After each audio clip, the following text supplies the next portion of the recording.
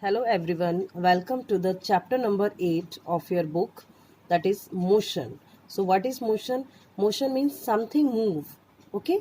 Something move that we can call as motion. In everyday life we see some object at rest and others in motion. हम अपने जीवन में अपने life में बहुत सारी चीज़ों को देखते हैं. कुछ रेस्ट पर होती हैं और कुछ मोशन में होती हैं. Birds fly, fish swim, blood moves through veins and arteries and cars move.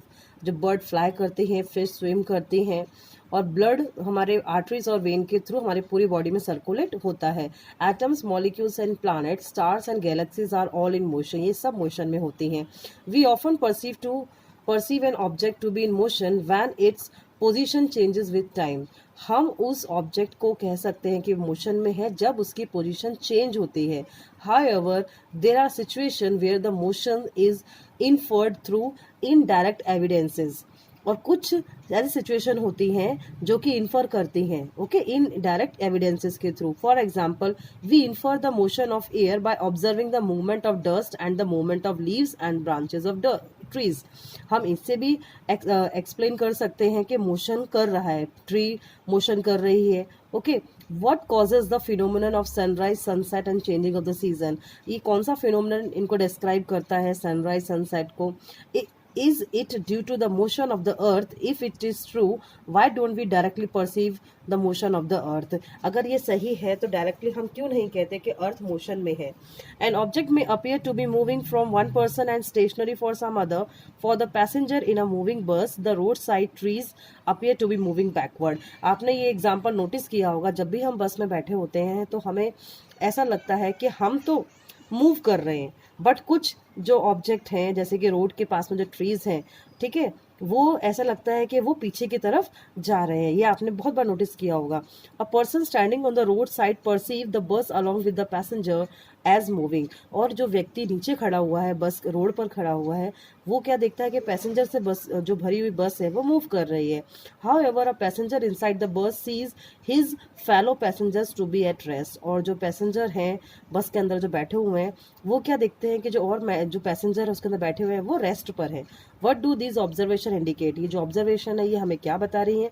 Most motions are complex. बहुत सारे जो मोशंस हैं वो कॉम्प्लेक्स सिचुएशन में होते हैं. सम ऑब्जेक्ट्स में move in straight line, others में टेक अ सर्कुलर पाथ. कुछ सीधे ही स्ट्रेट लाइन में मूव करते हैं और कुछ सर्कुलर पाथ में यानी कि राउंड शेप में सर्कुलेट करते हैं.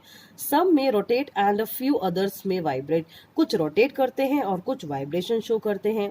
There may be situation involving a combination of this. और यहाँ पर एक सिचुएशन ऐसी आती है जिससे वो कॉम्बिनेशन होता है. In this chapter we shall first learn to describe the motion of object along a straight line. इस चैप्टर के अंदर सबसे पहले हम पढ़ेंगे कि ऐसे ऑब्जेक्ट जो कि एक स्ट्रेट लाइन में मूव करते हैं. We also learn to express such motion through simple equation and graph. Simple equation और ग्राफ के थ्रू भी हम उनको एक्सप्लेन करने की कोशिश करेंगे. Later we shall discuss ways of describing circular motion. और उसके बाद हम सर्कुलर मोशन में कोई चीज कैसे मूव करती है वो हम पढ़ेंगे. नाउ एक्टिविटी 8.1 क्या कहती है? Discuss whether the wall of your classroom are rest और इन मोशन. अब बताइए कि जो आपकी क्लासरूम की वॉल है वो रेस्ट पर होती है, मोशन पे? Absolutely rest, okay. Activity 8.2. Have you ever experienced that the train in which you are sitting appears to move while it is at rest? Discuss and share experience. आपको ये identify करना है कि अगर आप ट्रेन में बैठे हैं, ओके, और वो किस पोजीशन पर है, मूविंग पे पोजीशन पे है या फिर रेस्ट पोजीशन पे है. Now our second topic, describing motion. एक मोशन को आप कैसे डिस्क्राइब करेंगे? We describe the motion of an object by specifying a reference point. तो उसके लिए एक आपको रेफरेंस पॉइंट चाहिए. And let us understand this by an example. एक एग्जांपल के थ्रू हम समझेंगे. Let us assume that a school in a village is 2 kilometre north of the railway station. आपको एज्यूम करना है कि कोई स्कूल है वो गांव से 2 किलोमीटर नॉर्थ पर स्थित है from the railway station, and we have specified the position of the school with respect to the railway station. और हमें स्कूल की पोजीशन रेलवे स्टेशन के रेस्पेक्ट में आइडेंटिफाई करनी है. In this example the railway station is the reference point. तो railway station क्या हो जाएगा? रेफरेंस पॉइंट हो जाएगा. And we could have also chosen other reference point according to our convenience. हमारी कन्वीनियंस, हमारी सुविधा अनुसार हमें इन पॉइंट्स को चूज करना है. Therefore to describe the position of an object we need to specify a reference point called the origin point. तो जो रेफरेंस पॉइंट होता है किसी भी चीज़ को आइडेंटिफाई करने के लिए, वो हमारा पॉइंट ऑफ ओरिजिन होता है। तो ये आपको ध्यान रखना है। अब नेक्स्ट हम पढ़ेंगे कि किसी भी मोशन एक स्ट्रेट लाइन में कैसे मूव करता है। Okay, motion along a straight line. The simplest type of motion is the motion along a straight line and we shall first learn to describe this by an example. Consider the motion of an object moving along a straight path. The object starts its journey from zero, which is treated as it is reference point. Suppose ये जो example आपको दिया हुआ है, यहाँ पे ये O क्या है, इसका ओरिजिन पॉइंट है, और यहाँ से उसने अपनी जर्नी स्टार्ट की रेफरेंस पॉइंट O से. And let A B C represent the position of the object. और जो A B और ये C है, ये उस ऑब्जेक्ट की पोजीशन है. Okay, and at the first the object moves through C and B and reaches the A.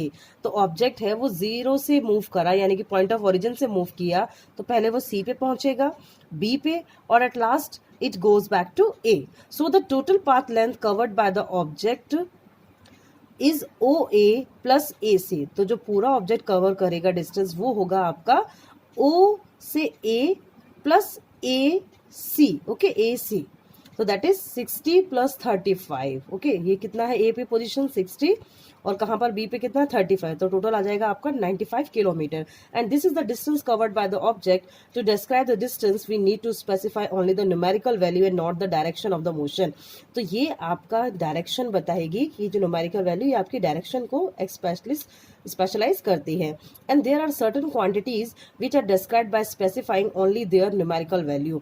और जो उसकी न्यूमेरिकल वैल्यू है वो उसकी क्वांटिटी को डिस्क्राइब करती है. So the numerical value of physical quantity is its magnitude. तो जो न्यूमेरिकल वैल्यू कौन सी आएगी इसकी, कि मैग्नीट्यूड के रेफरेंस में हम इसको पढ़ेंगे. From this example can you find out the distance of the final position C of the object from the initial position O. तो आपको उसका इनिशियल पॉइंट से उसका डिफरेंस निकालना है. So this difference will give you the numerical value of the displacement of the object from O to C and through A. तो इस प्रकार से आप उसका डिस्प्लेसमेंट फाइंड आउट कर सकते हैं. So the shortest distance measure from the initial to the final position of an object is known as the displacement. अगर आपको डिस्प्लेसमेंट फाइंड आउट करना है तो हम कैसे रखेंगे, initial to final position. Okay, so वो उसका डिस्प्लेसमेंट आ जाएगा. Can the magnitude of the displacement be equal to the distance travelled by an object. तो क्या उसका मैग्नीट्यूड इक्वल होगा डिस्प्लेसमेंट से. Consider the example given in 8.1 के एग्जांपल के थ्रू हम समझेंगे. For motion of the object from 0 to A the distance covered is 60 kilometre. तो डिस्टेंस कवर्ड कितना है, 60 किलोमीटर है. And the magnitude of displacement is also 60 kilometre. तो magnitude भी कितना आ जाएगा, 60 kilometre. And during its motion from O to A and back to B the distance covered is 60 plus 25. Okay, that is 85 kilometre. And while the magnitude of displacement is 35. Magnitude कितना है आपका 35. So thus the magnitude of displacement is equal to 35 kilometer and thus is not equal to the path length. यानी कि वो path length के equal नहीं आया. So further we will notice that the magnitude of the displacement for a course of motion may be 0 but the corresponding distance covered is not the 0. तो जो distance covered होगा वो 0 नहीं आएगा. And if we consider the object to travel back to O, the final position coincide with the initial position and therefore the displacement is 0. इसलिए displacement हमेशा इसका 0 आएगा. And however the distance covered in this journey, तो distance covered कितना आ जाएगा आपका OA plus AO, that is 60 kilometer plus 60, that is 120 kilometer. And thus two different physical quantities, that is the distance and the displacement, are used to describe the overall motion of an object and to locate its final position with reference to its initial position at a given time. तो किसी भी given time के अंदर हमें ये दो position physical quantities याद रखनी है, distance and displacement, और उसका initial position और final position. Initial position वो जहाँ से object start होता है, final position मतलब जहाँ पर वो object पहुँचा, that is the final position. Okay, next topic, uniform and non uniform motion. Uniform motion हम उसे कहेंगे जब कोई भी बॉडी है, कोई भी एक ही डायरेक्शन में मूव कर रही है, that is the uniform motion. Okay, और नॉन यूनिफॉर्म, यानी कि जो कि रुक रुक कर डिस्प्लेसमेंट हो रहा है उसका, that is the non uniform motion. देखिए यहाँ पे आपको डिस्टेंस कुछ दिया हुआ है, measuring the rate of motion pictures भी दिए हुए हैं कि ये कौन सा यूनिफॉर्म है और कौन सा नॉन यूनिफॉर्म है। तो देखिए जो कार है वो सीधी डायरेक्शन में जा रही है, एक ही लिमिट में अगर जाती है 50 किलोमीटर पर आवर की स्पीड पे जाएगी तो उसको हम यूनिफॉर्म मोशन कहेंगे, है ना। और ये नॉन यूनिफॉर्म, अगर बॉलिंग स्पीड अलग अलग बैट्समैन की अलग अलग होती है, बॉलर की, ठीक है, तो वो नॉन यूनिफॉर्म मोशन के अंदर आता है। Okay, next topic is average speed. Average speed क्या होती है, आपको फॉर्मूला याद रखना है। What is average speed? Total distance travelled upon total time taken, यानी कि टोटल डिस्टेंस कितना कवर किया किसी भी ऑब्जेक्ट ने मूव करने में और टोटल टाइम उसको कितना लगा, that is the average speed. इसका फॉर्मूला भी आपको ध्यान रखना है। If an object travels a distance S in time t then its speed is v, that is v equals to s upon t। तो ये आपको फॉर्मूला इसका याद रखना है। नेक्स्ट टॉपिक है हमारा स्पीड विद डायरेक्शन। अगर डायरेक्शन के अकॉर्डिंग हम उसको स्पीड को लेते हैं तो कौन सी स्पीड आएगी आपकी, ये average velocity. Okay, average velocity क्या होगी, initial velocity plus final velocity divide by 2। Initial velocity मैंने आपको पहले ही बताया था कि इनिशियल मीन्स जहां से वो ऑब्जेक्ट मूव करना स्टार्ट करता है उसको हम इनिशियल कहते हैं, इनिशियल वेलोसिटी। और फाइनल वेलोसिटी यानी जहां पर वो ऑब्जेक्ट मूव करना स्टॉप कर देता है उसको हम फाइनल वेलोसिटी कहते हैं, डिवाइड बाय 2। इनिशियल वेलोसिटी को हम सिंबलाइज करते हैं u से और फाइनल वेलोसिटी को हम सिंबलाइज करते हैं v से। So this is the formula of u plus v upon 2। तो देयर av क्या है यहाँ पे, एवरेज वेलोसिटी। तो average velocity u is the initial velocity and v is the final velocity of the object. और अगर इसकी यूनिट आपको लिखनी है तो हम लिखेंगे मीटर सेकेंड इनवर्स और metre per second inverse. So these are the important formula for calculating the speed, average speed and average velocity.